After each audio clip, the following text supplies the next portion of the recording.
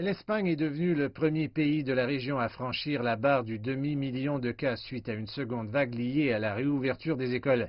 Mais les cas récents touchent surtout des personnes les plus jeunes avec un système immunitaire plus fort, entraînant beaucoup moins d'hospitalisations et de décès. Le nouveau pic de cas en France se produit dans des circonstances similaires et le pays espère éviter d'imposer d'autres strictes mesures de confinement.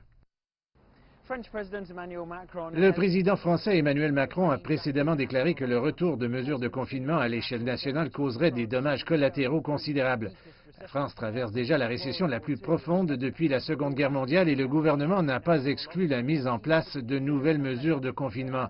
Mais il semble cibler actuellement sa stratégie sur le port du masque et tente d'étendre les secteurs géographiques visés à travers la France et pas seulement les grandes villes, les villes de province où il est désormais obligatoire de porter un masque à l'extérieur car elles essayent de faire face à cette flambée.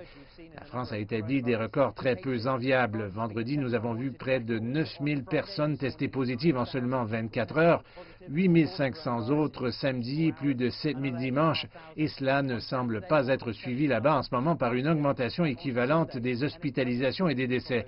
Mais le secrétaire français à la Santé prévient qu'il y a un décalage de 2 semaines dans ces chiffres. Donc, dans les 15 prochains jours, nous pourrions assister à une augmentation du nombre de personnes admises à l'hôpital dans les unités de soins intensifs et malheureusement une augmentation du nombre de personnes perdant la vie à cause de la maladie. Ici en France, la période estivale est vraiment terminée.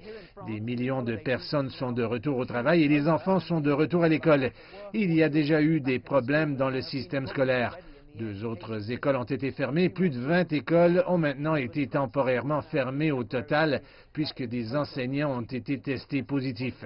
La France essaie de trouver le meilleur moyen de gérer cela en essayant de suspendre les cours pour certains niveaux scolaires ou de fermer des classes plutôt que d'essayer de fermer des écoles entières, ce que le pays essaie de faire avec un horaire décalé alors que certains enfants commencent et terminent les cours à des heures différentes de la journée. Il ne fait aucun doute que la France est confrontée à une situation grave. Un des meilleurs épidémiologistes du pays a dit que la France pourrait faire face à un hiver critique si le pays ne maîtrisait pas la maladie.